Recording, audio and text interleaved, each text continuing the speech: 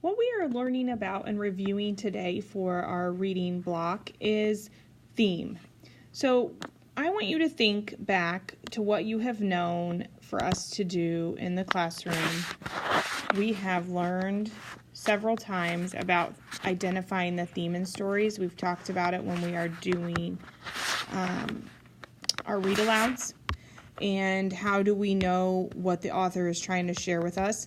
So the key thing that you remember when you are asked to find the theme of a story is think about the message. What is the author trying to teach you through reading this text? So today we are going to look at a few examples of how you can tell the difference between theme and main idea. And then we are going to do I'm going to read a short paragraph to you, and we're going to identify the theme of the short paragraph. Then once you are on your own, you will be listening to The Birch Bark House, which is a story that comes from our Journeys book. And then you will be identifying the theme yourself so that I can see if you really understand this skill or not. So remember, theme is message.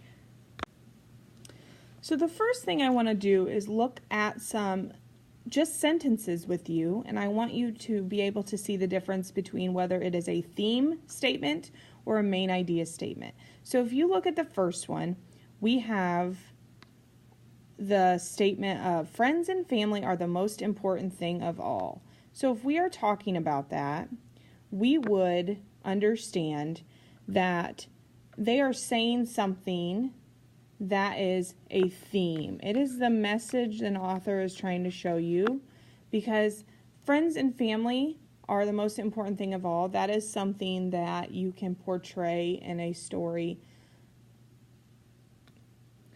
by sharing a good story about family and friends and how they help each other out. So that is definitely a theme statement. Now the next one says Taylor and Ed were best friends, but today they disagreed. That isn't really a message. It's not something that you would see on a bumper sticker or anything. I like to tell my kids that sometimes themes are like bumper stickers. It's something that you can read. It's a piece of advice. It's a message that you want other people to understand by talking to you or reading something. So Taylor and Ed were best friends, but today they disagreed. This would just be a main idea. And I'm just going to put MI for main idea. The two boys were inseparable. Again, that's not something that's teaching anybody anything. It just shares about the relationship of these two boys. So that's a main idea sentence.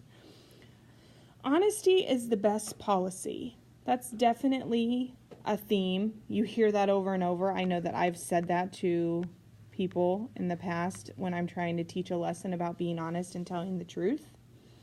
And then the last one, you can't teach an old dog new tricks. That is definitely a theme statement, because that means you can't teach an old dog new tricks. Sometimes it's hard to get people to jump on board with learning new things. So that's definitely a theme statement.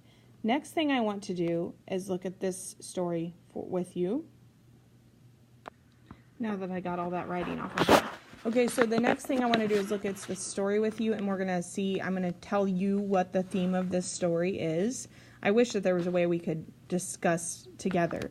But this little short paragraph is called Along Came a Spider.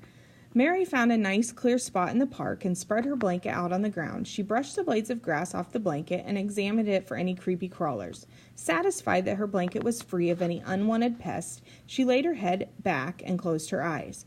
Moments later, she felt something crawling on her foot. She shot up and brushed a big daddy long-legged spider off of her foot and onto her blanket. She cringed and started to pack up and head back home. There was nothing she disliked more than spiders.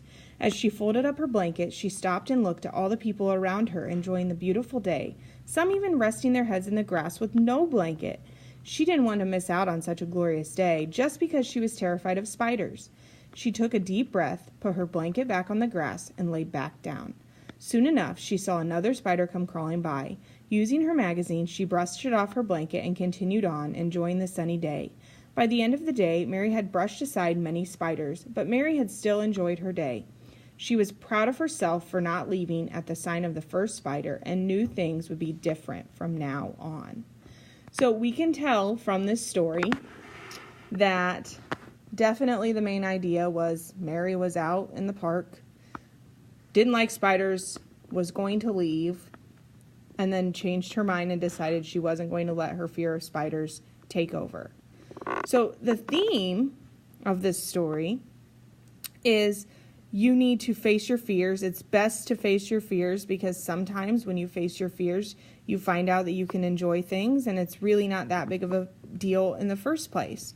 So I feel like the theme or the message that this author is trying to teach us is that it's best to face your fears because then you can make a positive change and not be scared anymore. So I hope that these few examples have helped you and reminded you of that theme is the message. And as you're listening to Birch Bark House, I want you to think about what is the author trying to show you? What is the author trying to teach you through this story? So please listen carefully. If you have to listen to it more than once, do so. And do your best to find the theme.